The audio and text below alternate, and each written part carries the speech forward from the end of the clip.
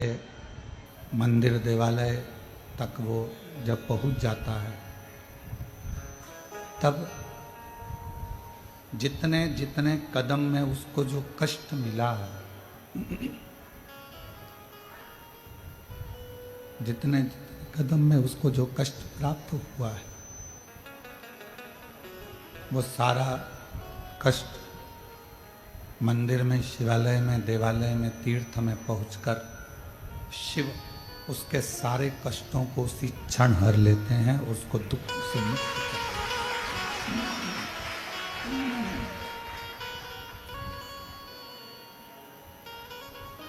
अब चाहे 12 ज्योतिर्लिंग हो, चाहे कुबेरेश्वर बाबा की पवित्र धरा हो, चाहे आपके नज़दीक का कोई शिवालय हो, कोई आस्था का केंद्र हो, भगवान शिव का कोई धाम हो, जहाँ आप एक विश्वास के साथ, भरोसे के साथ, दृढ़ता के साथ भगवान के उस धाम पर जा रहे हो। जितने जितने कदम आप भगवान शिव के द्वार तक जाने में लगते हैं, जितने कदम आप चलते हो,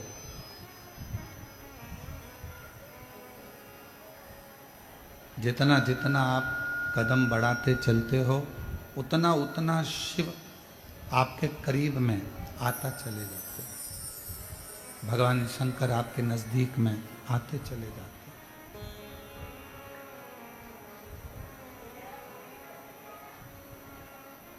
कई लोग अपने भाग्य को कोसते रहते हैं, अपने भाग्य को कोसते रहते हैं। कई लोग अपने भाग्य को कोसते रहते हैं।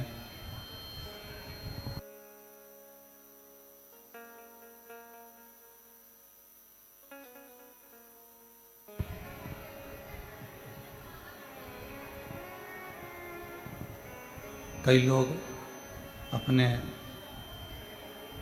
भाग्य को कोसते रहते हैं और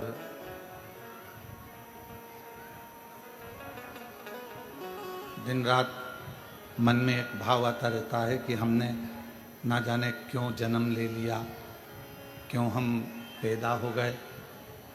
भगवान ने सारा दुख, तकलीफ, सारा कष्ट हमको ही दे दिया। भगवान ने सारा दुख, सारा कष्ट हमको ही दे दिया।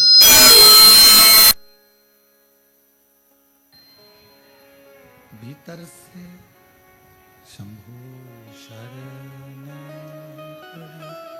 मांगू घड़ी रे दुख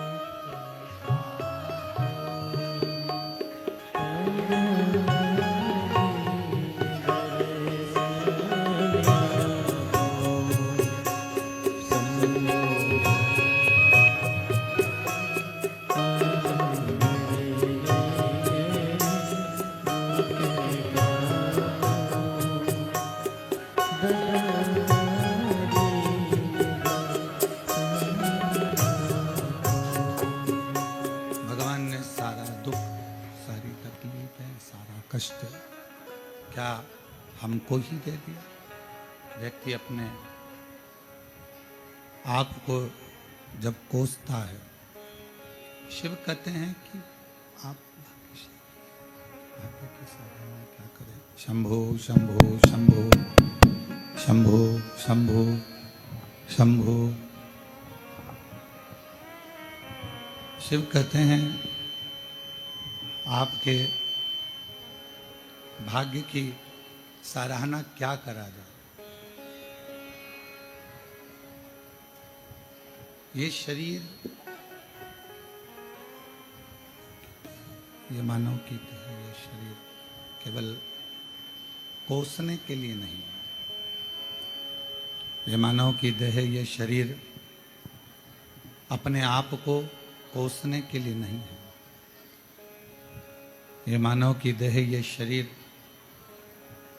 बड़ी मुश्किल से ना जाने कितने कितने कितने कितने दुख, कितने कितने जन्म हमने झेले होंगे, कितने जन्म हमने निकाले होंगे, तब जाकर ये मानव का शरीर प्राप्त हुआ है।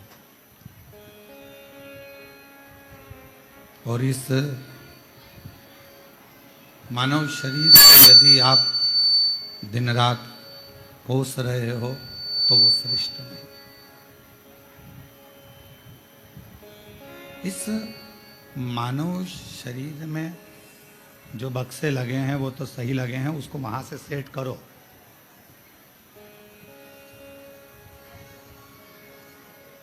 इस मानव शरीर में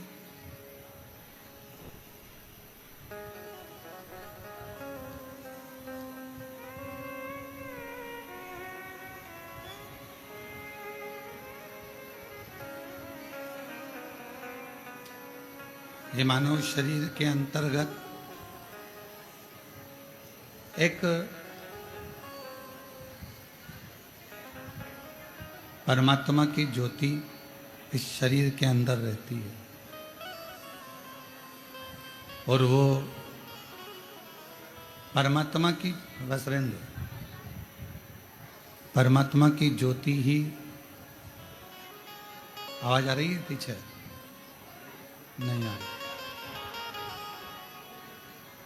एक परमात्मा की ज्योति ही हमें परमात्मा से मिलाने का कार्य करती है।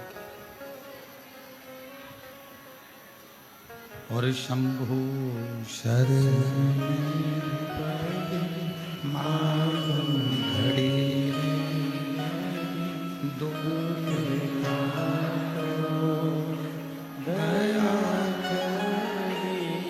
दर्शन आखो, शंभु शरण मांगो घड़ी रे दुख काटो, दया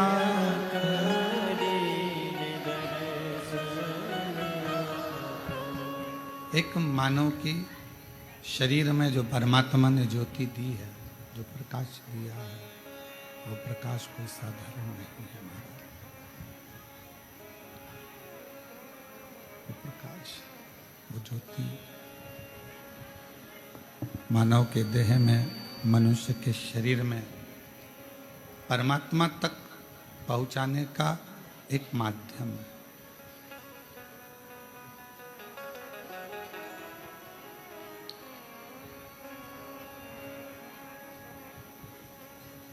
जब आप किसी ज्योतिर्लिंग में, भगवान के ज्योतिर्लिंग का दर्शन करने के लिए पहुंचते हो,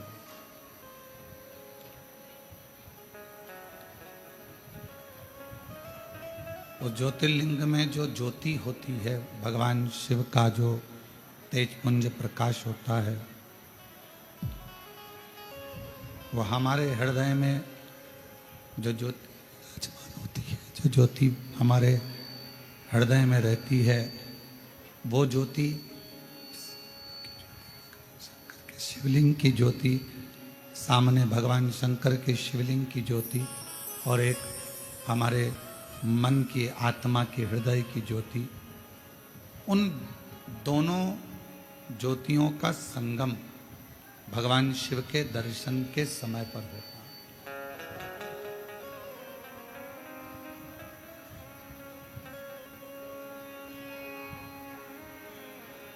और उन ज्योतियों का आदान प्रदान भी होता है।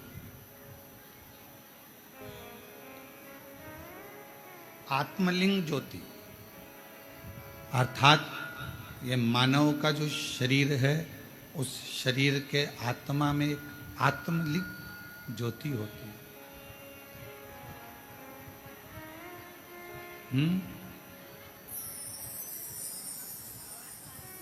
एक आत्मलिंग ज्योति होती है।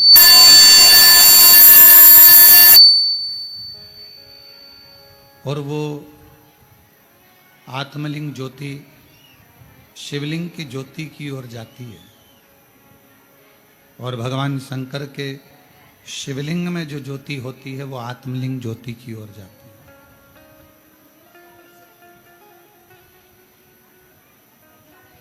ये दोनों ज्योतियां आदान प्रदान होती हैं, दोनों ज्योतियां आदान प्रदान होती रहती हैं। शिव महापुराण में 12 ज्योतिर्लिंग के दर्शन की बड़ी महत्वता है। स्कंद पुराण में भी 12 ज्योतिर्लिंग के दर्शन की बड़ी महत्वता है।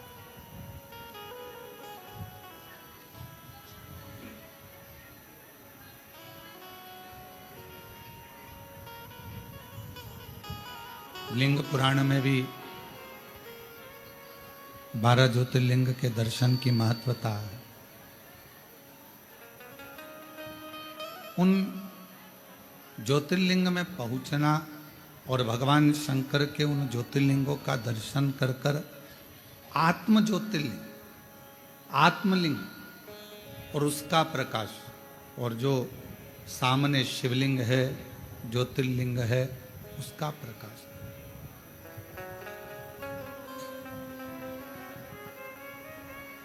इन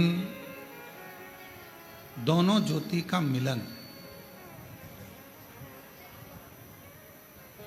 इन दोनों ज्योति के प्रकाश का मिलन हमें एक ऊर्जा प्रदान करता है, बल देता है।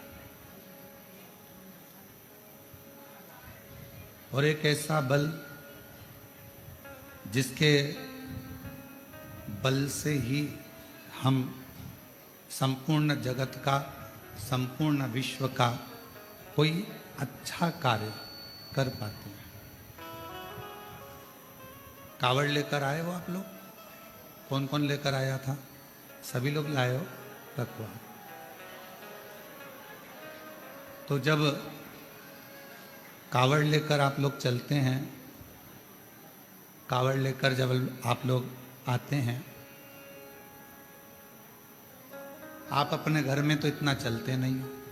चल पाते हो क्या? नहीं। इतना भूखे भी नहीं रह पाते हो।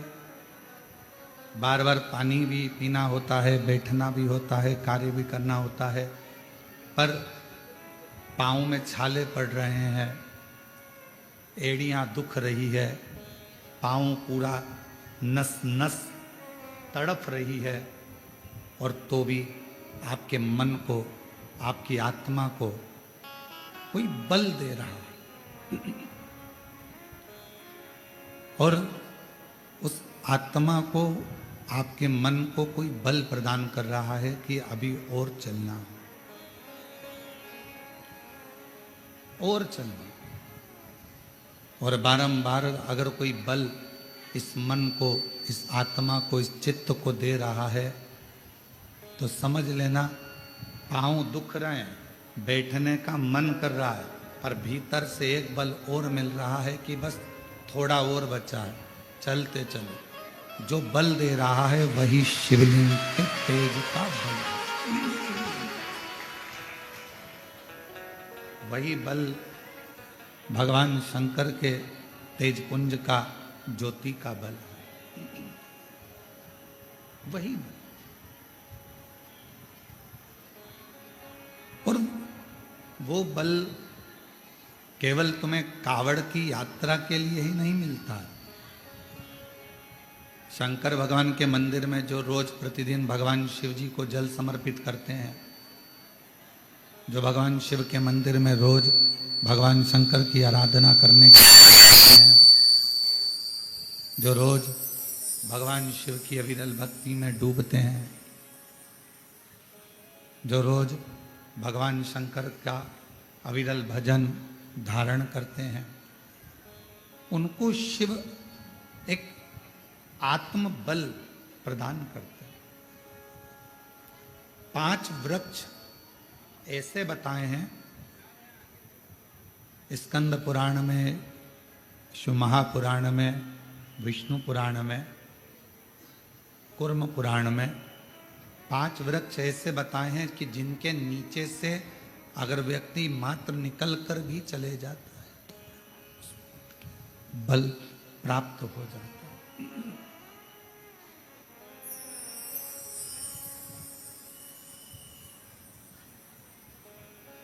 कभी मौका लगे तो आप, कभी आपको मौका लगे तो आप कूर्म पुराण को एक बार जरूर पढ़ना। स्कंद पुराण को, शंभु शंभु शंभु शंभु, कभी मौका लगे तो शिव महापुराण को, लिंग पुराण को, कूर्म पुराण को अवश्य पढ़ें। और जब आप पढ़ेंगे, उसको अध्ययन करेंगे, थोड़ा सा ध्यान देंगे, तो आपको मालूम पड़ेगा 5 वृक्ष ऐसे हैं जिनके मात्र नीचे से निकल जाने पर भी व्यक्ति को बल प्राप्त हो। पहले नंबर पर है बेलपत्र का वृक्ष, दूसरे नंबर पर है शमी का वृक्ष, तीसरे नंबर पर है आंवले का वृक्ष, चौथे नंबर पर है पीपल का वृक्ष और 5वें नंबर पर है वट वृक्ष।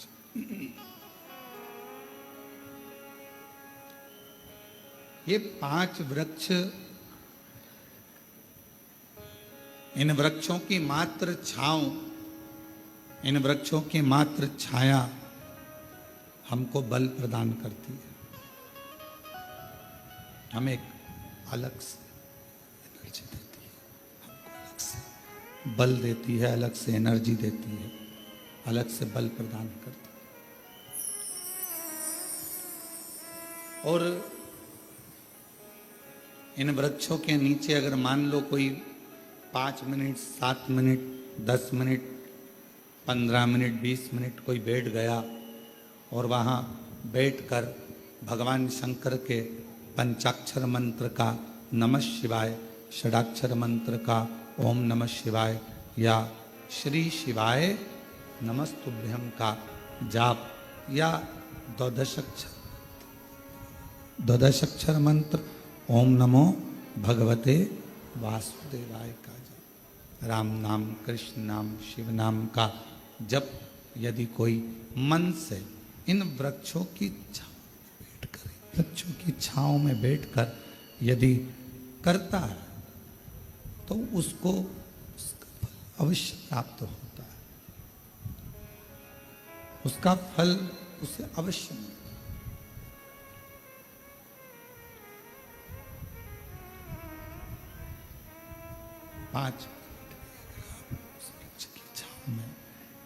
5 मिनट भी अगर आप उस वृक्ष की छांव में अगर बैठे हो, 5 मिनट भी अगर इन बेलपत्र का वृक्ष है, शमी का वृक्ष है, आंवले का वृक्ष है, पीपल का वृक्ष है, वट वृक्ष है, इन वृक्ष की छांव में अगर कुछ देर आप और हम बैठे हैं और भगवान के नाम का उच्चारण कर रहे हैं, तो उस वृक्ष की छाएं, उस वृक्ष की छांव हमें एक अलग से बल दे देगी, अलग से ऊर्जा।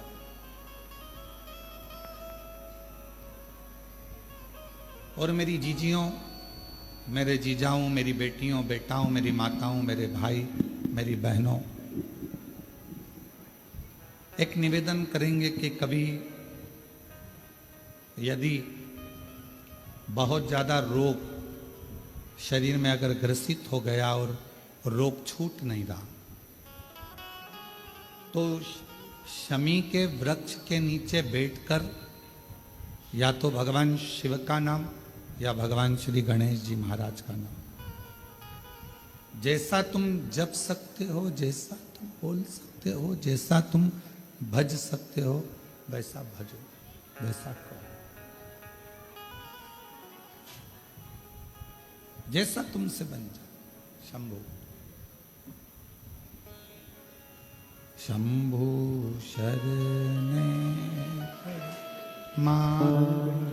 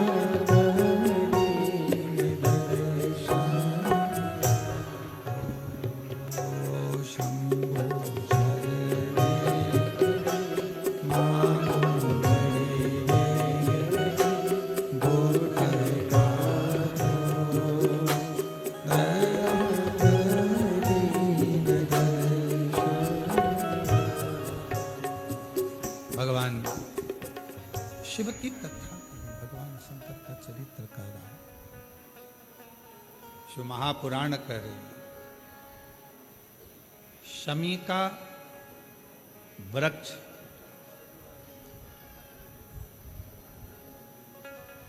हमारे शरीर में जो रोग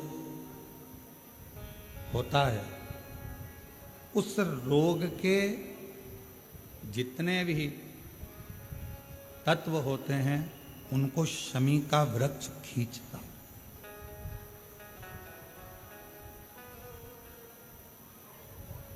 कल एक बहन ने प्रश्न किया कि गुरुजी, आपने कहा कि शमी का जो वृक्ष होता है वो बड़ा हो जाता है, बड़ा होने के बाद उसको घर में नहीं रखते, छोटा पौधा, छोटा सा पौधा घर में रख सकते, और वो छोटा सा जो पौधा है उसको तो हम घर में रख सकते हैं,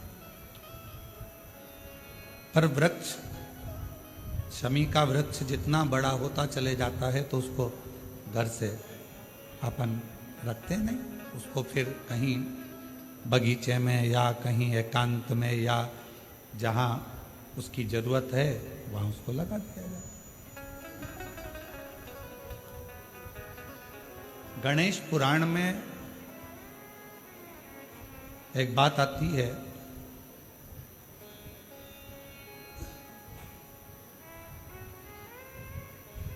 कि शमी का जो वृक्ष होता है वो रोग को खींच लेता, बीमारी को खींचता, तकलीफों को खींचता, दुख को खींचता, शरीर के रोगों को वो खींच लेता। तो शिव महापुराण की कथा में और गणेश पुराण की कथा से एक बात सीखने को मिलती है कि पौधा छोटा रहेगा तो आप उसका पूजन भी कर सकोगे, पत्ते भी ले सकोगे, शिवजी पे भी समर्पित कर सकोगे, और घर के अंदर यदि कोई तकलीफ में है, कष्ट में है, तो उसके दुख को भी वो खींच ले, उसके कष्ट को भी वो खींच ले, उसके कष्ट को, उसके दुख को खींच लेता है, उसके कष्ट को, उसके दुख को वो खींच लेता है। पर जैसे ही शमी का पौधा बड़ा हुआ, शमी का वृक्ष बड़ा हुआ, और उस वृक्ष के इर्द गिर्द से अगर निकल कर जा रहा है, शमी के उस वृक्ष के आसपास से, इर्द गिर्द से अगर कोई निकल कर जा रहा है तो उसके भी रोग को वो खींचता, उसके भी रोग को वो खींचता। तो हमारे यहाँ सनातन धर्म में सर्व जगत के हित की बात कही जाती है कि शमी का जब पौधा बड़ा हो जाए, शमी का वृक्ष जब बड़ा हो जाए, शमी का पौधा जब बड़ा हो गया तो उसे कहीं अच्छी जगह पर लगा दिया जाए, जिससे सर्व जगत के दुखों को वो खींचता रहे, सबके रोगों को वो खींच समाप्त करता रहे, सबके रोगों को वो खींचता रहे, समाप्त करता रहे, सर्व जगत के हित। छोटा है पौधा अपने नजदीक। शिव महापुराण में 5 वृक्षों का जो वर्णन किया गया, पहले नंबर पर है बेलपत्र का वृक्ष, दूसरे नंबर पर है शमी का वृक्ष, तीसरे नंबर पर है आंवले का वृक्ष, चौथे नंबर पर है पीपल का वृक्ष, और 5वें नंबर पर है वट वृक्ष। ये हमको बल देते हैं और हमें जो बल प्रदान करते हैं, हमें जो एनर्जी देते हैं, हमारे दुखों को ये नष्ट करते हैं। हमको एक अलग से बल इन पौधों से, इन वृक्षों से प्राप्त होता है, हमें प्राप्त होता है। और वो जो बल है और हमको जो बल मिलता है इन वृक्षों के नीचे बैठकर इन वृक्षों के नीचे भगवान का भजन कर कर, स्मरण कर कर, कीर्तन कर कर, मंत्र जाप कर कर, नाम जाप कर कर, वो बल एक अलग ही बल है, वो बल एक अलग। और शंभु शरणे मांगू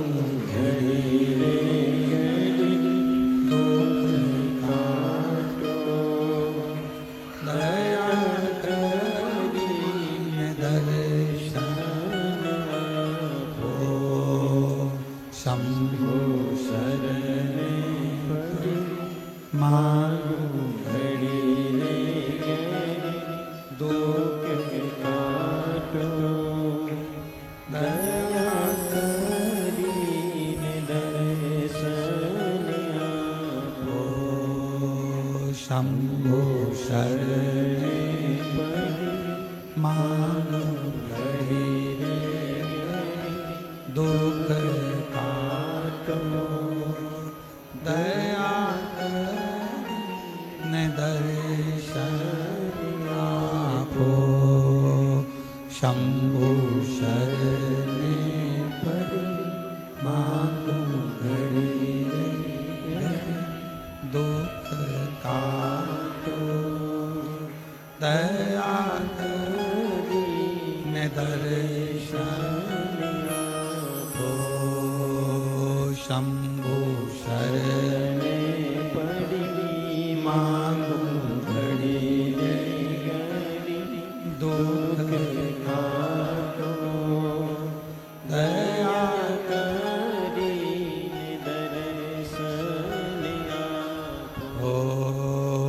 शंभु शरणे मांगू दुख काटो, दया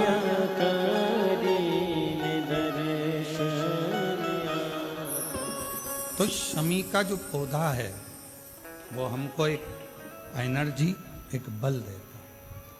और उस पौधे के नीचे थोड़ा प्रेशर बढ़ा दो,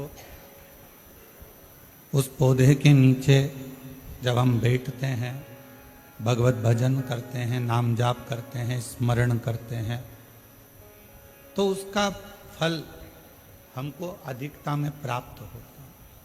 अधिकता।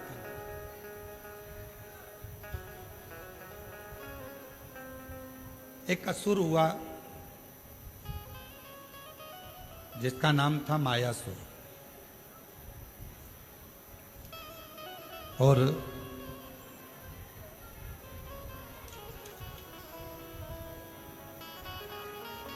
वो बड़ा प्रबल था।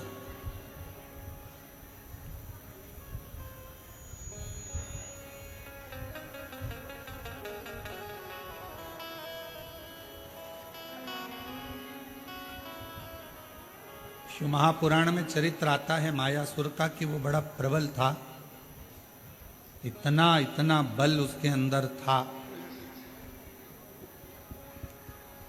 भगवान नारायण ने स्वयं ब्रह्मा जी से पूछा, क्या इसको बल तुमने दिया?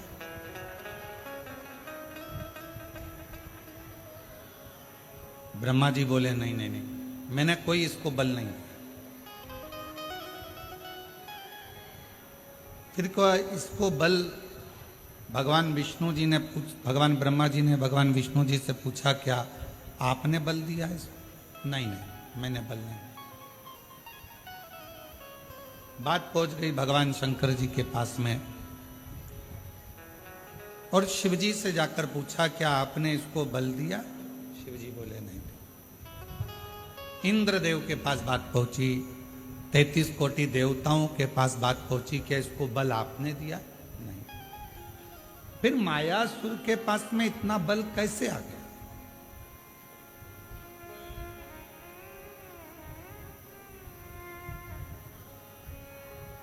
असुर है, राक्षस है, ना इसने अभी कोई तप करा, ना अभी इसने कोई साधना करी, ना कोई इसने व्रत करा, ना कोई उपासना करी, फिर इतना बल इसके पास कैसे आ गया? इतना बल इसको कैसे प्राप्त हो गया? तब सारे देवता आश्चर्य में पड़ गए कि इसके अंदर इतनी एनर्जी, इतना बल इसके अंदर कहां से आया कहां से?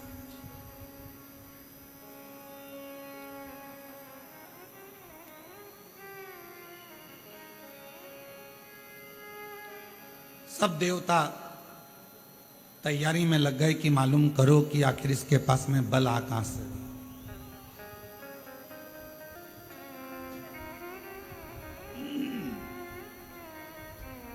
इसके पास में इतना बल कहां से प्राप्त हो रहा है?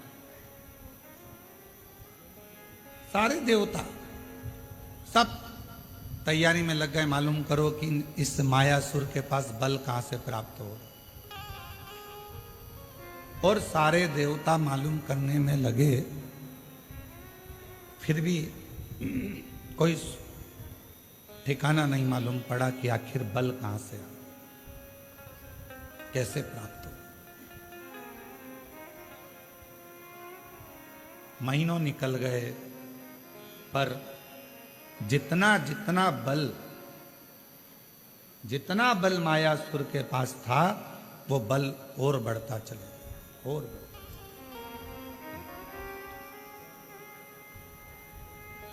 फिर भगवान ब्रह्मा जी स्वयं भगवान विष्णु जी के पास में गए और जाकर पूछा कि बताओ इसके पास में इतना बल कैसे आ गया।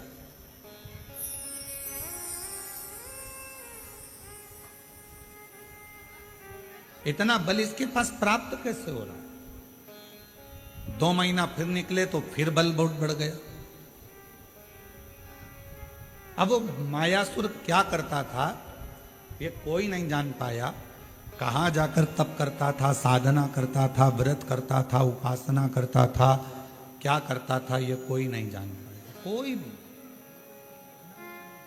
भी नहीं जान। अब आखिरी में देवऋषि नारद के पास में खबर गई। देवऋषि नारद से पूछा कि आप बताओ कि मायासुर कहां जाता। मायासुर को जानने के लिए नारद जी ने अपने गुप्तचर लगाए, स्वयं नारद जी जाते रहे पता करने के लिए कि मायासुर ना तो ब्रह्मा जी का भजन कर रहा है, ना भगवान शिव का भजन कर रहा है, ना भगवान विष्णु का भजन कर रहा है, ना इंद्र का भजन कर रहा है, ना किसी देवता का भजन कर रहा है। फिर इसके पास में इतना बल बढ़ कैसे, प्राप्त कैसे हो। नारद जी भी थक गए। एक दिन नारद जी अपने भांजे के पास पहुंचे, पर्वत मुनि के पास, और नारद जी अपने भांजे के पास बैठकर बात कर रहे थे कि मायासुर के पास ना जाने कहां से बल आ रहा है, और वो बल के ऊपर इतना उसको कि जो चाहे वो काम कर लेता। कोई देवता से बल नहीं मांगा उसने, किसी देवता से वर नहीं मांगा, ना बल मांगा, ना देवता से वो वर मांग रहा है, ना बल मांग रहा है, पर उसके पास इतना बल कहां से आ रहा है ये समझ में। किसी ना किसी का तो सपोर्ट है। आप में से कोई व्यक्ति बहुत अकड़ कर बोले, बहुत चिल्ला कर बोले, बहुत अकड़ कर बोले, तो किसी ना किसी का तो सपोर्ट है। तो वो बल कहां से आ रहा। पर्वत मुनि ने कहा कि मैं पता करता हूं, और पर्वत मुनि उस बल का मालूम करने के लिए, मायासुर के पास बल कहां से आ रहा है उसको ढूंढने के लिए पर्वत मुनि भी निकल। देवता नहीं जान पाए, देवऋषि नारद नहीं जान पाए, पर्वत मुनि नहीं जान पाए। आखिरी में नारद जी गए तुमरुका जी के पास में, और जब कोई निर्णय ना निकले, व्यक्ति हर तरह से हताश हो जाए, तब वो शिव महापुराण की कथा में जाकर बैठ जाए तो मालूम पड़ता है कि बल कहां से। शिव महापुराण की कथा आपको मार्ग भी बता देती है, शिव महापुराण की कथा ये भी बता देती है कि बल कहां से आ रहा है, और शिव महापुराण की कथा ये भी बता देती है कि बल कहां से प्राप्त करना। आज शिवरात्रि है, पूरा विश्व तैयारी में लगा है। शाम को 7 बजे से 8 बजे तक ऑनलाइन भगवान शंकर के अभिषेक की, शिव जी को अभिषेक करने।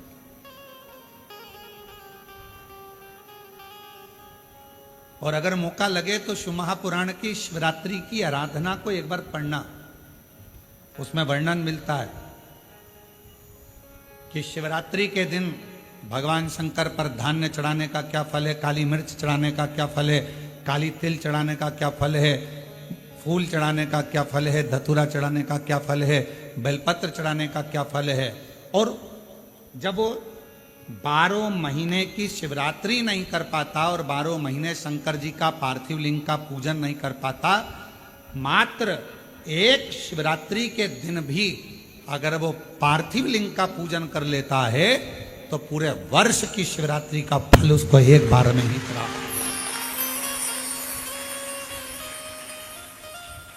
और ये हमारी बात पर भरोसा मत करो, आप तो शिव महापुराण की कथा पढ़ो, उसका अध्ययन करो, गीता प्रेस गोरखपुर के शिव पुराण लेकर आओ, उसको पढ़ो, उसमें आपको मिलेगा।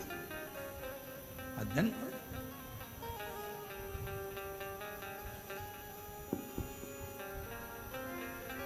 और जितने पार्थिव शिवलिंग का निर्माण करने वाले हैं, काबरा जी हम हमेशा कहते हैं अपनी बात में, जितने ने पार्थिव लिंग का निर्माण करा है, सावन के शिवरात्रि के दिन ऑनलाइन बैठकर अपने अपने घरों में परिवार के साथ मिलकर जिन्होंने पार्थिव लिंग का निर्माण करा, यह हमारा विश्वास कहता है, जब से आपने पार्थिव लिंग का निर्माण करना प्रारंभ करा होगा सावन की शिवरात्रि का, तब से आपको किसी के आगे हाथ फैलाने की जरूरत नहीं पड़ी होगी। बाबा ने खुद,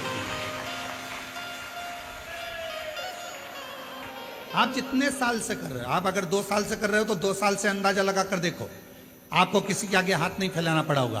पहले का समय निकाल कर देखना, थोड़ा सा तकलीफ आई, पैसा नहीं है, धन नहीं है। आज का समय कहीं से भी भगवान तुम्हारी व्यवस्था करेगा और तुम्हारे घर में धन की कमी कहीं से नहीं आने देगा, अगर आपने सावन की शिवरात्रि का पार्थिव लिंग पूजन करा है तो।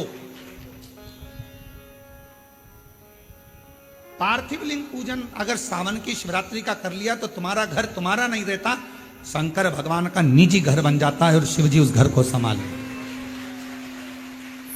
अपने अपने घर में शाम को 7 बजे से 8 बजे तक आज आप और हम इसी कुबरेश्वर बाबा की भूमि से ऑनलाइन पूरा विश्व पूजन करें, पूरा विश्व। और अपने अपने घर के लोगों को कहो, पतियों से, परिवार से, एक दिन दुकान भी थोड़ा जल्दी से मंगल कर दो, थोड़ा दुकान 6:30 पे बंद कर कर मंगल कर कर आओ। आज दोनों बैठकर, तुम साल भर भले दुकान 10 बजे रात्रि तक खोलो, पर एक दिन सावन की शिवरात्रि के दिन दोनों जोड़े से बैठेंगे, परिवार के साथ बैठेंगे, शिव जी को निमंत्रण देंगे अपने घर में। बाबा 365 दिन में से केवल एक दिन आप सावन की शिवरात्रि का मेरे साथ बैठकर शंकर जी का पूजन करो।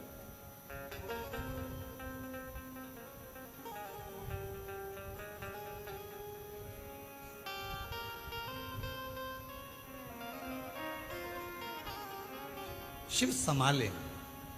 और फिर कहते हैं, जिन जिन ने पार्थिव लिंग का पूजन पूर्व में करा है उसको किसी के आगे हाथ फैलाने की जरूरत नहीं पड़ी।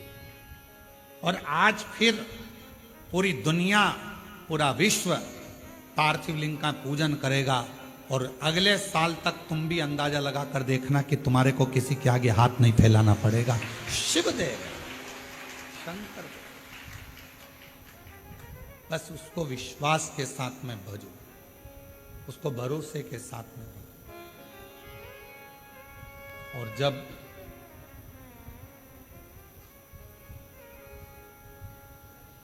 हम भरोसे के साथ शिव जी को भजते हैं तो हमारा बाबा भोलेनाथ हमारी झोली खुशियों से जरूर भरता। और तुम आना भोले बाबा मेरे मकान में, तेरा डमरू डम डम बाजे सारे जहान में। आज बाबा से कहना, तुम आज मेरे घर में रहना, मेरे घर में जितना दुख है, तकलीफ है, कष्ट है, बीमारी है, जो जो परेशानी है, आज मैं जब पार्थिव लिंग का पूजन करूं, पार्थिव लिंग का निर्माण करूं और ऑनलाइन साथ में बैठकर भगवान की भक्ति करूं, भगवान का भजन करूं। भले मोबाइल को चालू कर कर, टीवी को चालू कर कर, वॉल्यूम तेज। आज टीवी की आवाज इतनी तेज कर दो कि आसपास के मोहल्ले में भी तुम्हारे घर की आवाज जाए। बाहर से भी कोई निकल रहा हो तो उसके कानों में शंकर के मंत्र पहुंचे और शिव उस पर कृपा। बैठो, घर का माहौल ऐसा कर दो कि आज ऐसा लग रहा है कि हमारे घर में कोई आ रहा है। इतनी प्रसन्नता, इतनी खुशी, इतना आनंद कि आज मेरा भोले बाबा सावन के महीने में हर रोज शिवजी नंदी पर बैठकर प्रदोष काल में शाम के समय भ्रमण पर निकलते हैं।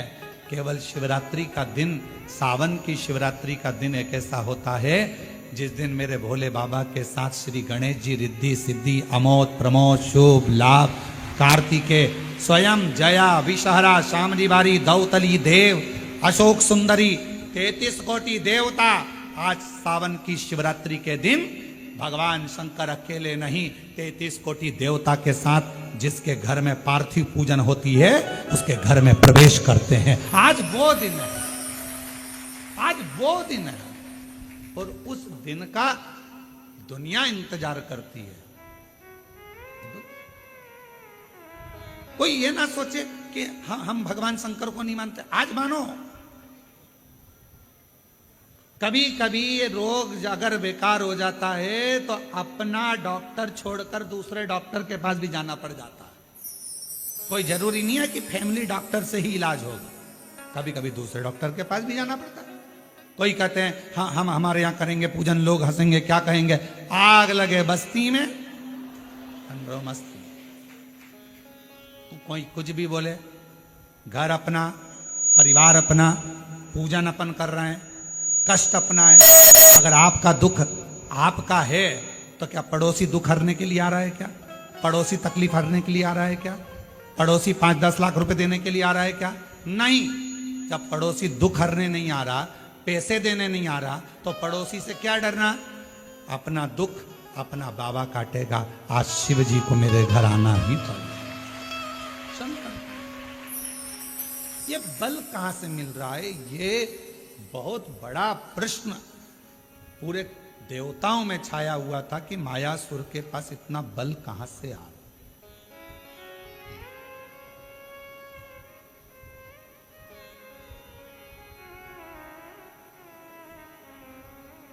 और गुप्ता बहन जी, कल आप नहीं आई थी तो आपकी बेटी है, तो हमने उनसे कहा था क्यों नहीं आई, तो कहा थोड़ा स्वास्थ्य नरम गरम चल रहा है। तो हमने कहा उनसे कहना कि कथा में आएंगी तो बल अपने आप मिल जाएगा, चिंता ना करें। ये शिव की उदारता है जो भगवान शंकर आपको बुला लेता है। तो हम कहें ये बल अंदर से प्राप्त शिव देता है। और आपकी बेटी को भी धन्यवाद है जो पूर्ण तरह से आपको हाथ पकड़ कर लेकर आ जाती है। साधु का ये बल है हमारे भीतर। अब मायासुर के पास इतना बल कहां से आ रहा है? कौन दे रहा है? तब देव ऋषि नारद को लगा कि मैं जाकर मालूम करूं कि इतना बल कहां से आया। कहां से? नारद जी को मालूम नहीं पड़ा, पर्वत मुनि को मालूम नहीं पड़ा, 33 कोटि देवता ने सब आपस में बात करी, क्या तुमने वर दिया, तुमने वर दिया, तुमने वर दिया? नहीं, हमने नहीं दिया, हमने वर नहीं दिया। क्या तुमने बल दिया? नहीं। अच्छा बोलो, ईमानदारी से बताओ, तुम्हारा बेटा बाजार में जाकर 10 रुपए की फुल्की खा रहा है और किसी ने आकर तुमको बता दिया कि इसने 10 रुपए की फुल्की, चाट, पानी पतासा, गोलगप्पा, चाउमीन, बर्गर 10 रुपए का खाया। वो घर आया, तुमने पूछा कि नहीं पूछा? क्यों रे, 10 रुपए कहां से आए थे? मैंने तो तुझे दिए नहीं।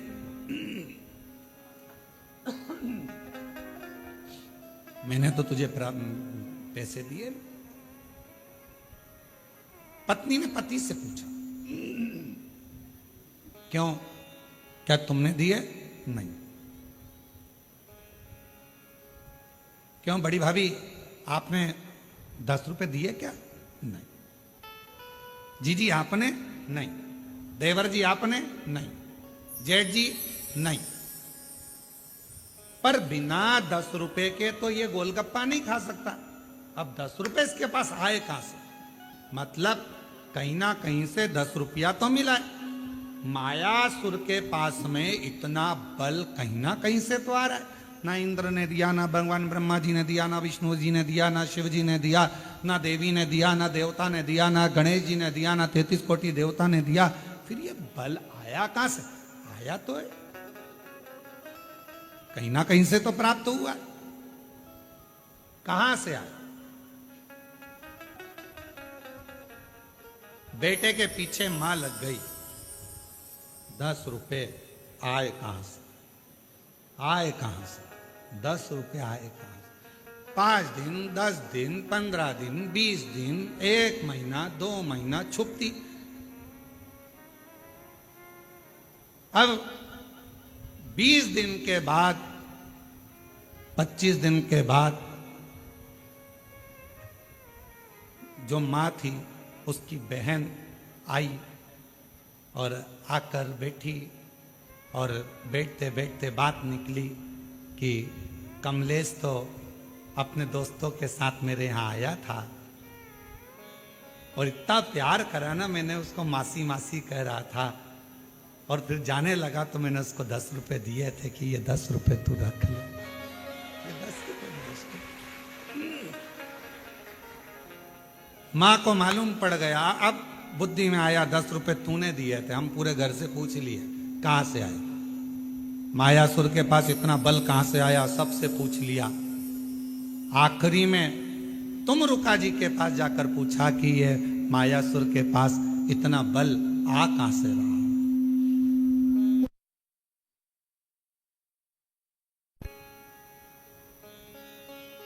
ये मायासुर के पास इतना बल आ कहां से?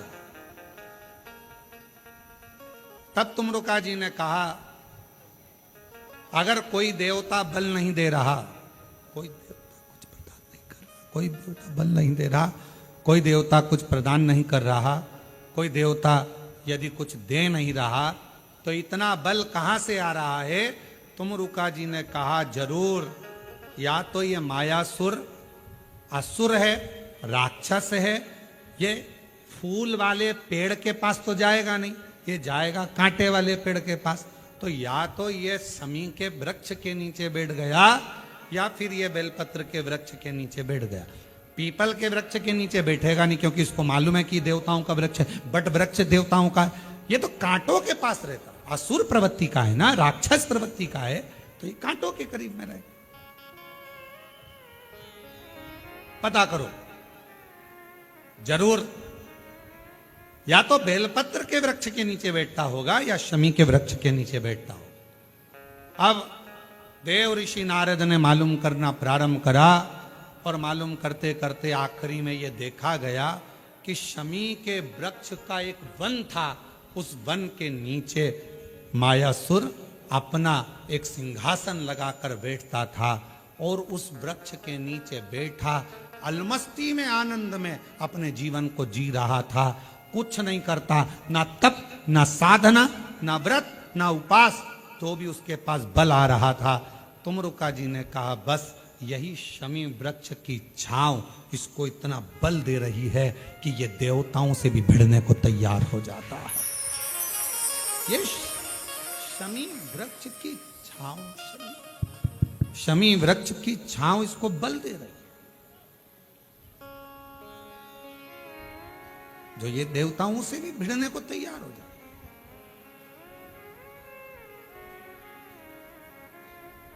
गणेश पुराण में आता है कि शमी वृक्ष की पत्ती को जब कोई नारी, पुरुष, बच्चा, बूढ़ा, जवान उस शमी के पत्ते को बेलपत्र के साथ लेकर जब शिवालय तक जाता है जितनी देर तक वो शमी का पत्ता उसके हाथ में रहता है, जितनी देर तक शमी का पत्र उसके घर में रहता है, जितनी देर तक शमी का पत्र उसके स्पर्श में रहता है, उतने उतने शरीर के रोग दुख ताप काट देता है और उसे अलग से बल प्रदान कर देता है।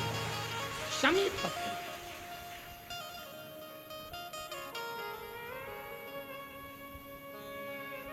जब व्यक्ति का विल पावर डाउन होता है ना, उसको लगता है ये होगा कि नहीं होगा, होगा कि नहीं होगा, उसको 5 मिनट शमी वृक्ष के नीचे चले जाना चाहिए, 5 मिनट, इससे ज्यादा नहीं, या शमी की पत्ती को रख लेना चाहिए।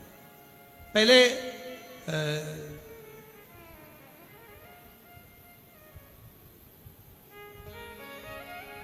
वो स्थान का ध्यान नहीं आ रहा है स्मरण में, पहले एक नियम चलता था, आप लोगों के जिंदगी में भी, आपका भी बुढ़ापा आया होगा, आप भी युवान अवस्था में आए होंगे, कभी तो स्कूल गए होंगे, कभी तो पढ़ने गए होंगे। सबसे पहले अगर हमारे विद्याध्ययन को निकालेंगे तो हमारे यहाँ एक नियम चलता था कि शमी की पत्ती को किताब के अंदर उसको विद्या के रूप में रख लिया जाता था। बाद में ये नई नई डिजाइन की पत्ती आ गई तो विद्या का पेड़ पैदा कर दिया इनने। अब वो विद्या का पेड़ पैदा कर दिया तो विद्या को रखने लगे। विद्या की पत्ती को लोग शमी की पत्ती समझने लगे, क्योंकि उसमें भी ऐसी पत्तियां निकली रहती है और शमी की पत्ती भी ऐसी ऐसी निकली रहती है। तो पहले नियम था कि किताब के अंदर शमी की पत्ती को रख लेते थे और कहते थे इसमें विद्या है, इसमें विद्या है। विद्या का मतलब क्या, उसको बल मिलता था, एनर्जी मिलती थी। एग्जाम में बैठता, कंपटीशन एग्जाम में बैठता, जब वो कोई इंटरव्यू देने के लिए बैठता या टेस्ट देने के लिए बच्चा बैठता तो वह खुश होता था, मेरी किताब में शमी, मेरी किताब में विद्या रखी है। विद्या से मतलब आज के जमाने में लोग विद्या का पेड़ की पत्ती रख लेते हैं, पर रखते क्या थे, जम के बोलो, शमी की पत्ती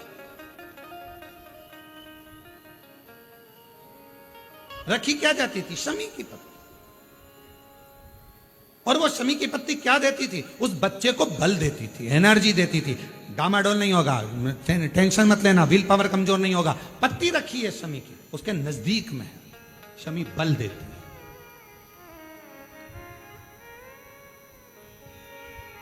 जो ये ऑनलाइन कथा चल रही है, ये शमी मंदार शिव महापुराण की कथा चल रही है, शमी कथा। और बहुत सावधानी से इसका स्मरण करिएगा कि एक शमी के वृक्ष की पत्ती कितना बल दे, कितना बल।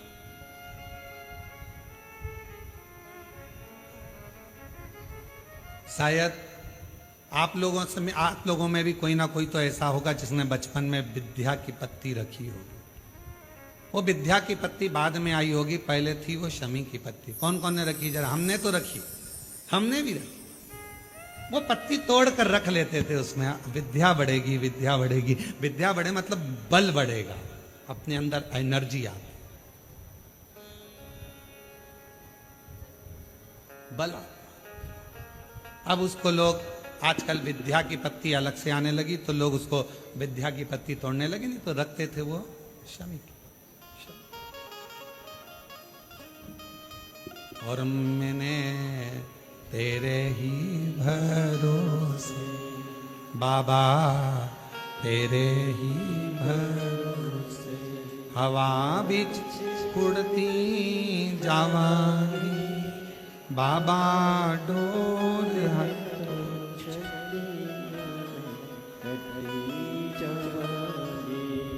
भोले मैं तेरी शंभु मैं तेरी हवा बिच उड़ती जावांगी बाबा, डोर हटो छठी नामे कटी।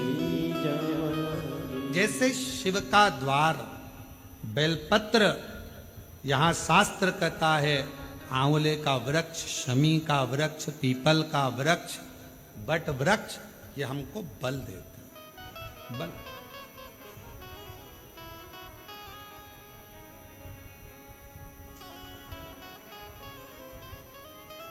भीतर से एक एनर्जी अपने आप। एक पत्र आया है, उस पत्र में उन्होंने कहा, अच्छा पत्र है,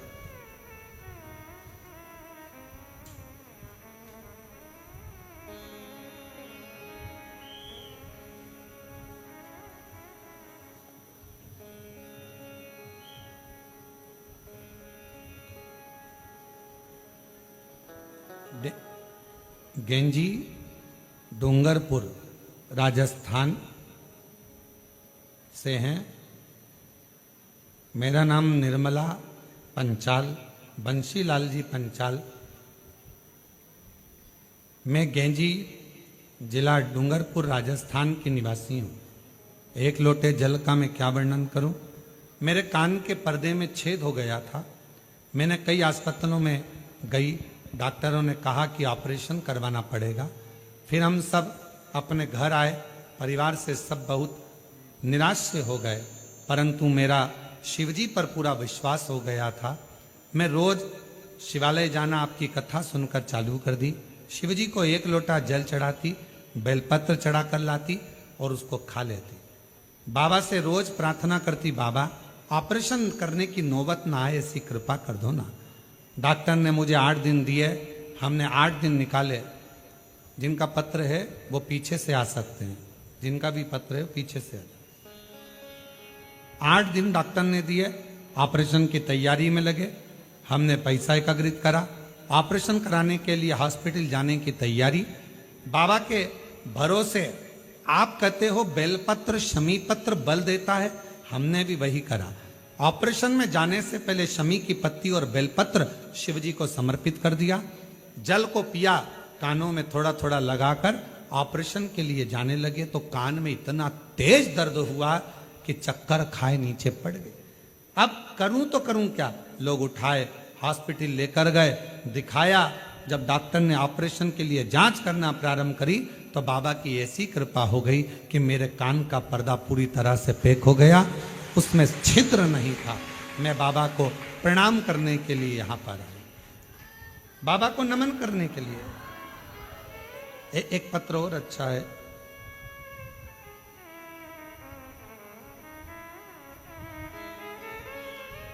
मेरा नाम स्वाति अग्रवाल है, मेरे पति का नाम श्री पंकज अग्रवाल है। मैं कुल पहाड़ महोबा उत्तर प्रदेश की रहने वाली हूँ। कहीं बैठी हो तो बेलपत्र लेने के लिए आ सकती। सन 2022 में अचानक से पेट में तकलीफ हुई, तब मैंने झांसी में डॉक्टर को दिखाया। तो डॉक्टर को दिखाने पर उन्होंने मेरे पेट का जांच कर कर बताया कि मेरे पेट में गांठें हो गई हैं और ऑपरेशन के लिए बोल दिया। तब मैं बहुत घबरा गई, और भी डॉक्टरों के पास दिखाने के लिए गई तो उन्होंने भी ऑपरेशन का कह दिया। मेरी माता टीवी पर आपकी कथा सुनती हैं, उन्होंने कथा सुनते सुनते मुझे फोन कर कहा, तो चिंता मत कर, तू भी सीहोर वाला महाराज की कथा सुनना प्रारंभ कर, शिव पुराण की कथा सुन और एक बार सीहोर जाकर कंकर शंकर का पूजन कर। हम लोग 2022 में दर्द हुआ, हम लोग पूजन पाठ में लग गए और 2023 में हम लोग रुद्राक्ष महोत्सव में यहाँ पहुँच गए।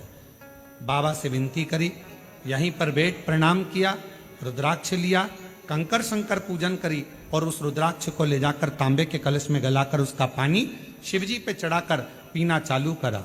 बाबा, मेरा ऑपरेशन के लिए फिर मेरे पेट में दर्द हुआ, हम फिर पहुंचे, डॉक्टर को दिखाया, गांठ गली नहीं थी। पुनः फिर शिवजी के मंदिर जाना, झाड़ू लगाना, पोछा लगाना, शिवजी पर रुद्राक्ष का जल चढ़ाना, उसको पीना चालू करा। 2 महीना निकला और हमने फिर डॉक्टर को जांच कराई और डॉक्टर ने सारी सोनोग्राफी कर कर बोल दिया गर्भाशय में कोई गठान नहीं है, सारी गांठें गल चुकी है। हम बाबा को प्रणाम करने के लिए आए हैं। शिव तत्व कहते किसको, और तेरी कृपा का क्या है भरोसा, कब किस पर हो जाए जरा से हम पर कर दो, जरा से हम पर कर दो। तेरी कृपा का क्या है भरोसा, कब किस पर हो जाए जरा से हम पर कर दो, जरा से जिस पर भी हो गई तेरी कृपा करुणा वो भव पार हुआ, भव पार हुआ। आप ही बोलो, जिस पर भी हो गई तेरी कृपा करुणा वो भव पार हुआ, भव पार हुआ। पापी हो चाहे जितना उसका भी बाबा उद्धार हुआ, उद्धार हुआ। पापी हो चाहे जितना उसका भी बाबा उद्धार हुआ, उद्धार हुआ। इधर मिल गणिका जैसे अब ठीक है। मन को भावे जरा से। स्वाति जी अग्रवाल, जिनके गर्भाशय में पेट में गठाने हो गई थी और ऑपरेशन का डॉक्टर बोल दिए थे, इन्होंने एक लाइन लिखी है, गुरुजी हम हर 6 महीने में कुबेरेश्वर धाम आ जाते हैं बाबा को प्रणाम करने के लिए, बाबा को नमन करने के लिए।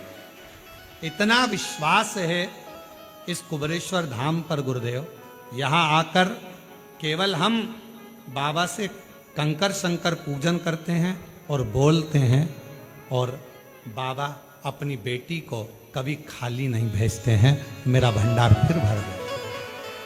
हर 6 महीने में हम यहाँ पहुंच जाए। हर एक विश्वास जागृत हो, भरोसा जागृत।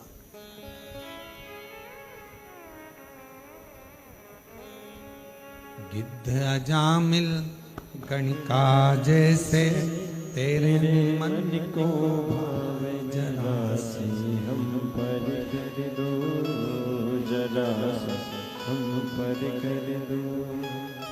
तेरी कृपा का क्या है भरोसा, कब किस पर हो जाए, जरा से हम पर कर दो, जरा से हम पर कर दो।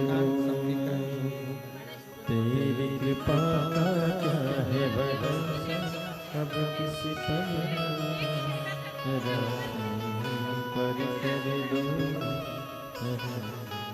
आपके कान ठीक है। पति को शुगर हाई रहती थी, हर कभी बेहोश हो जाते थे, और उन्होंने कहा, पत्र में मैंने लिखा, आप पढ़े नहीं गुरुदेव।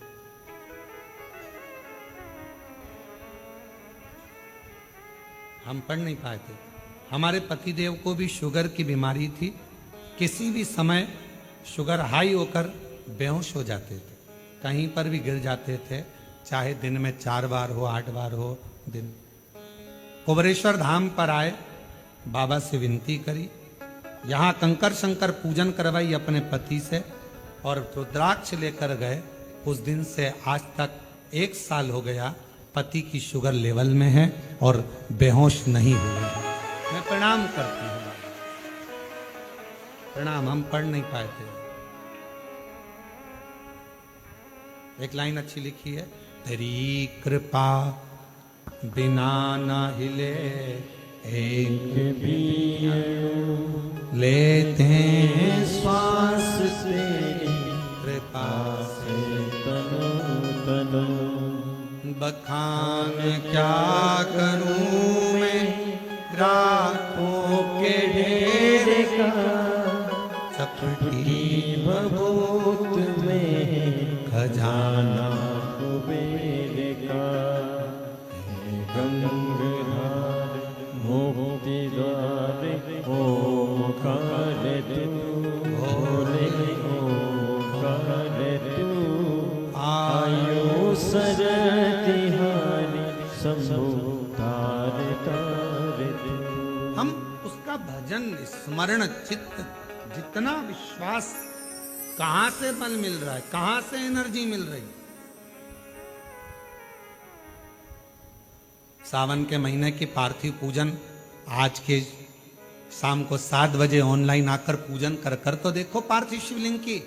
मोहल्ले के लोग भी कहेंगे, आखिर इसके पास आ कहां से रहा है, कहां से बरस रहा है, बरस। फिर कह देना, ये तो सावन के महीने में जैसे बादल बरसते हैं, शिवरात्रि के दिन जो पार्थिव पूजन करता है उसके घर साल भर बरसता है, साल भर, पूरा वर्ष। बाबा तूने लाखों की तकदीर संवारी है। आप भी उससे विनय कर सकते हो, कहो कंकर शंकर की धरा पर बैठकर बोलो, बाबा तूने लाखों की तकदीर संवारी है। बाबा तूने लाखों की तकदीर संवारी है। इतना मुझे बतला दे, इतना मुझे बतला दे, कब मेरी बारी है। इतना मुझे बतला दे, इतना मुझे बतला दे, कब मेरी बारी है।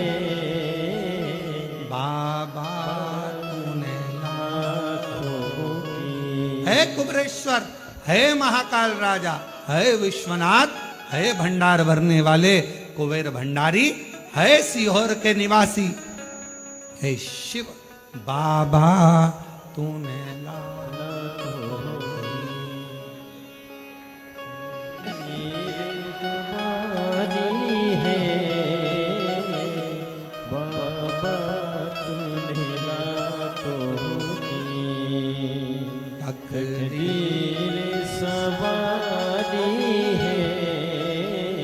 इतना मुझे बता दे, इतना मुझे बतला दे, कब मेरी बारी है।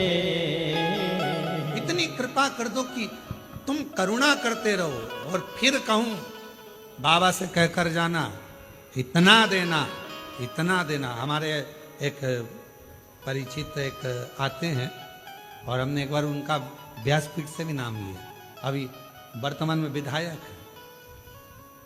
वो पहली बार कुबरेश्वर धाम आए थे तो ट्रेन से आए, और ट्रेन से आए, धक्के खाते, लोकल डब्बा, और उसमें, और अब तो महाराष्ट्र वालों को और खुशी होना चाहिए कि तुम्हारे महाराष्ट्र से त्रिंचापल्ली ऐसा कोई जगह है, वहाँ से भगत की कोठी राजस्थान तक एक ट्रेन अकोला और ये सारा क्षेत्र कवर करती करती उधर से पूरा महाराष्ट्र के यात्रियों को लेती सीहोर तक आना चालू हो गई। सीहोर में उसका स्टॉपेज होता है, फिर आगे बढ़ती है, और उसमें first AC, second AC, third AC, sleeper, local सब है। अब तो महाराष्ट्र वालों के लिए और सुविधा हो गई, अब तो कहीं जाने की जरूरत नहीं, डायरेक्ट सीहोर। शाम को शायद 4 बजे पहुंचती है, 4 बजे उतरती है, भगवत भजन सीधे वहां से चले, महाराष्ट्र से अकोला और अधिकाधिक भुसावल और उसके आगे त्रिचापल्ली कहीं है स्थान, वहां से चलती है और भगत की कोठी तक। तो वो जो विधायक महोदय वो ट्रेन से आए थे, लोकल डब्बा था, आए, स्टेशन पे उतरे, स्टेशन पे उतरकर ऑटो करा, ऑटो से यहाँ तक पहुंचे, पूजन वगैरह करी और बाबा को विनती कर चले। उनको भी नहीं मालूम था, बस यहां आकर उन्होंने एक ही बात कही, बहुत धक्के खाकर आया हूं। और हम फिर कह दें, जिसने यहां के धक्के खा लिए उसे संसार के धक्के नहीं खाना पड़ते। और कभी हमने देखा है कई लोग कावड़ यात्रा में आते हैं, प्रदोष की कावड़ जो 6 अगस्त को भराएगी, कई लोग उस कावड़ यात्रा में केवल यही आते हैं कि हम थोड़ा सा धक्का खाएंगे, आगे बढ़ जाएंगे। दर्शन करने आते हैं उस कावड़ का, प्रदोष की कावड़ को भरने। और 6 अगस्त को भराएगी, आप लोग भी बड़े प्रेम से पधारो, आनंद। तो बाबा बहुत धक्के खा लिए, आए गए, उनको भी मालूम नहीं था कि यहाँ से अपने क्षेत्र से जहाँ वो रहते हैं उस क्षेत्र से उनको टिकट मिल जाएगा, और टिकट भी मिल गया। पैसा वैसा कुछ नहीं, नहीं तो ऐसी से ना आते, से धक्के खाए। टिकट मिल गया, चुनाव लड़ने की तैयारी हो गई, फिर आ गए लोकल धक्के से, टिकट तूने दिला दिया है, अब तू जान, तेरा काम जान। और दूसरी बार आए तो कहा बाबा ने क्या करुणा करी, हाथ पकड़ा ऐसा कि टिकट भी दिलाया, विजय भी दिलाई, और बाबा ने आज सिंहासन पर बिठाया। अब मैं गाड़ी से आया। ये शिव, इसको शंकर कहते हैं, इसको भोला कहते हैं, इसको कहते हैं कुबेरेश्वर महादेव, कुबेर भंडारी। कुबेर भंडारी इसको कहते हो। भंडार कब भरेगा, तेरी कृपा का कब किस कब भरेगा, कैसे भरेगा, क्या देगा, कैसे देगा, सब उसको मालूम, सब मालूम।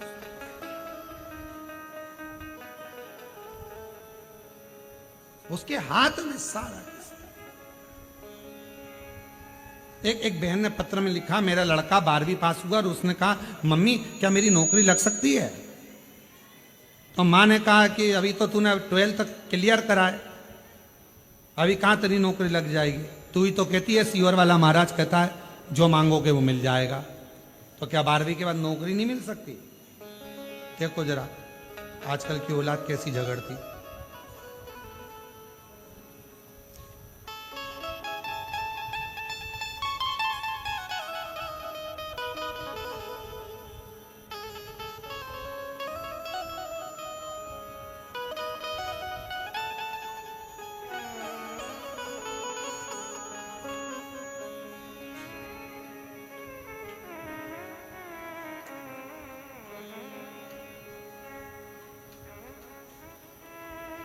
शंभो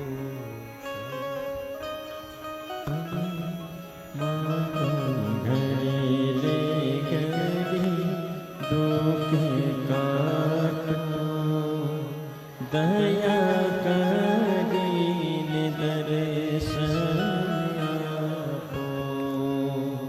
शंभो शरणे पड़ी मागो, घड़ीले घड़ी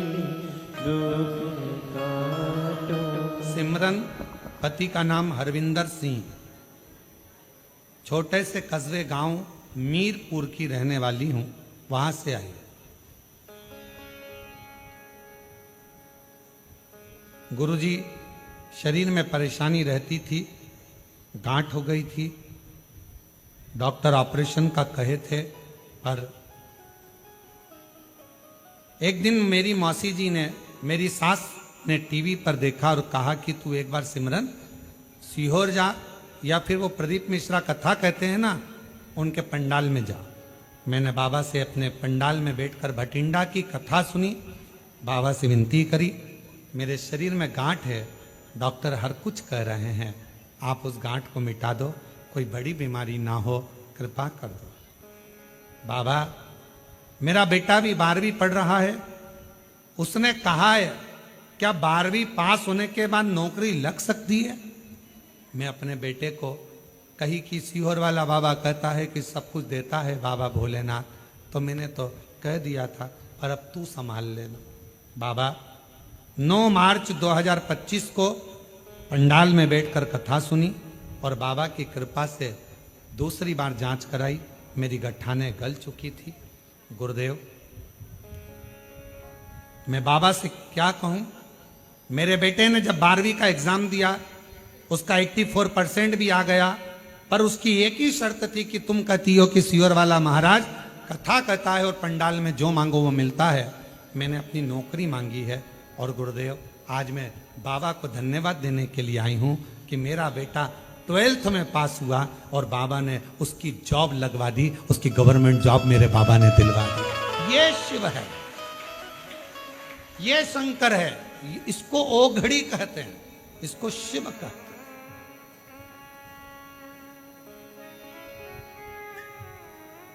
किससे मांग रहे हो, किससे कह रहे हो, किसके दरवाजे पर जाकर कह रहे हो और किससे विनय कर रहे हो, ये आपके ऊपर निर्भर करता है, किससे कर। बाबा तूने लाखों शंभू तूने लाखों की तकदीर सवारी है बाबा तूने लाखों की तकदीर सवारी है इतना मुझे बतला दे, इतना मुझे बतला कब मेरी बारी है बाबा। तूने लाखों की बस उससे विनय करो, निवेदन है। उस बच्चे ने शर्त लगाई, क्या ऐसा हो सकता है? और माँ ने कह दिया क्यों नहीं होगा। बाबा कहता ना सियोर वाला महाराज कहता है, हो मांगो, करो भी ना, प्रार्थना करो, विनती करो, देगा। देवता देते हैं पल्ला झाड़ कर, महादेव देते हैं छप्पर फाड़ कर। वो कम ना दे, कम बहुत दे।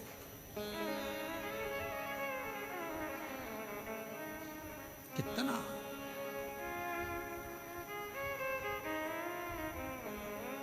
कल के पत्र में अगर वो माता बैठी हो, पत्र हमको ढूंढना पड़ेगा। कल के पत्र में एक पत्र था, एक लड़की है जिसको शुगर की बीमारी है और शुगर 600 है। कहीं बैठी हो, या तो हमको पत्र ढूंढना पड़ेगा इतने सारे पत्रों में। तो 600 शुगर रहती थी, कभी 650 पहुंच जाती थी। इंसुलिन चलता था, कहीं बैठी हो तो हाथ हिला सकती है। अब वो इंसुलिन चढ़ता, शुगर की बीमारी थी और इतनी तकलीफ में वो लड़की थी। बच्ची शायद 15-16 साल की है वो, और उसका इंसुलिन चढ़ना, बहुत तकलीफ में रहना। एक दिन किसी ने कह दिया कि इसकी इंसुलिन तो जिंदगी भर चलेगी, लेवल पर शुगर नहीं आएगी। उसकी माँ से कहा कि ये तो चलेगा, तो माँ बड़ी दुखी रहती थी। तो उसने कहा चलो कुबरेश्वर धाम चलते हैं, सुना है वहां पर जाने से बहुत लाभ मिलता है, एक बार कंकर शंकर पूजन करने आता। काबरा जी अपनी बच्ची को लेकर कुबरेश्वर धाम आ गई। उसने पत्र में ढूंढेंगे उसको हम। तो कुबरेश्वर धाम आई, बाबा के धाम पर आकर उसने पूजन करा, बेलपत्र उठाई बाबा की, खा गई।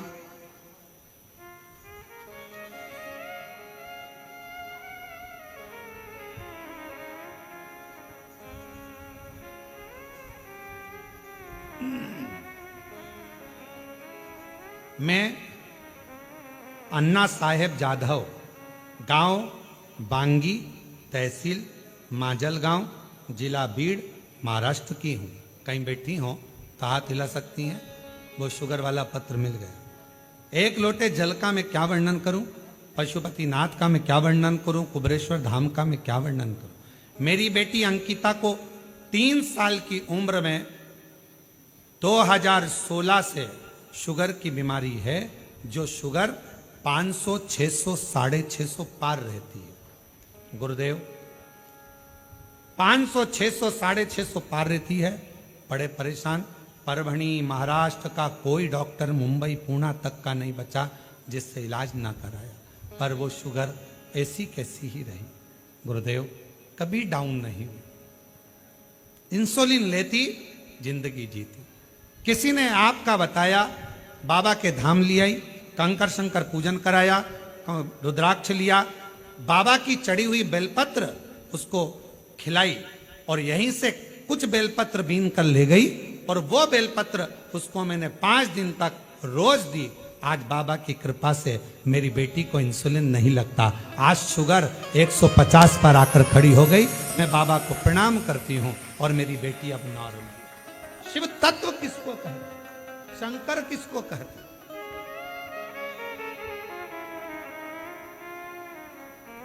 लाइन लिखी है, गुरुजी इतना विश्वास है कुबेरेश्वर धाम पर, हर समय अगर बेटी का स्वास्थ्य खराब होता है तो पहले बाबा का नाम लेकर एक बेलपत्र खिला देते हैं कुबेर भंडारी का, और उसी समय पर शुगर फिर डाउन हो जाती है। शिव पर भरोसा, विश्वास, दृढ़ता। अगर कहीं बैठी हो अन्ना साहेब जादव, गांव वांगी, तहसील माजलगांव, जिला बीड़, महाराष्ट्र की है, अगर कहीं बैठी हो तो आकर एक बेलपत्र ले सकते। शिव शिव है, उसको पहचानना। कहां से इतना बल मिल रहा है, कहां से?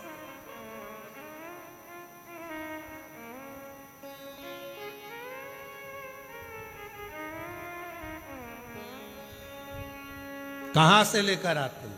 तो कहा देवता देते हैं पल्ला झाड़ कर, महादेव देते हैं जम के, बोलो जरा जमकर, छप्पर फाड़ कर। वो शिव है, वो उघड़ दानी है। चम बाबा तूने लाखों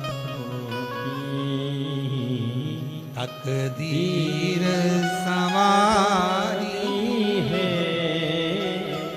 इतना मुझे बतला अब मेरी बारी है। हम अपना इंतजार कर रहे हैं अपनी बारी का। तू कृपा तो कर, तू करुणा तो कर, तू दया तो कर। सब विनय करो।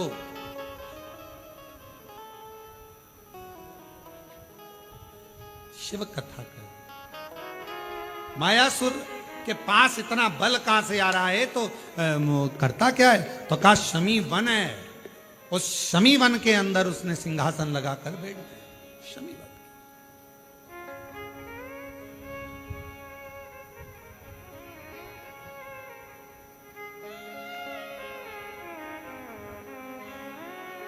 मेरे परमात्मा ने मनुष्य को बड़ा विचित्र बनाया।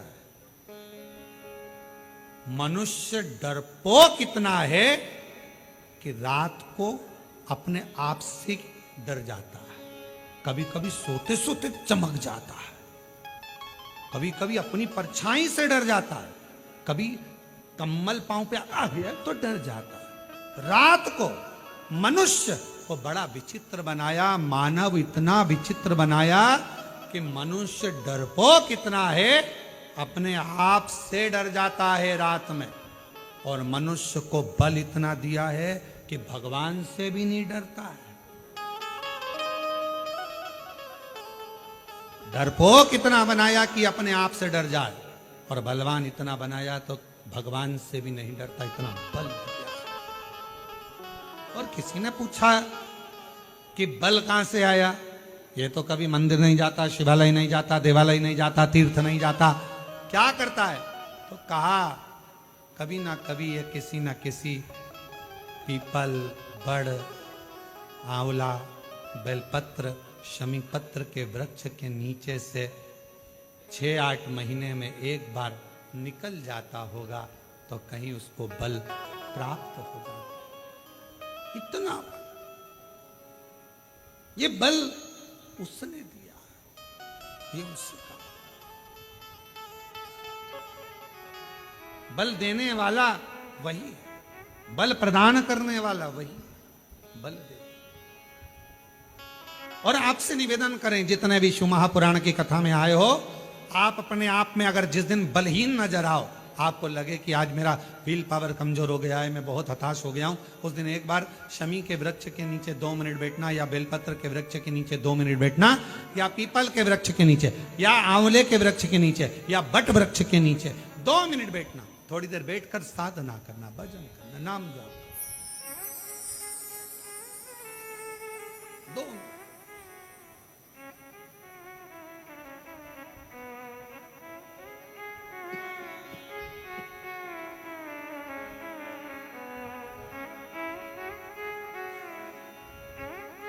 मैं तो तेरा एक दीदार चाहूं, दीवाना तेरा तेरा प्यार चाहूं, काशी वाले रे, ओ डमरू वाले रे,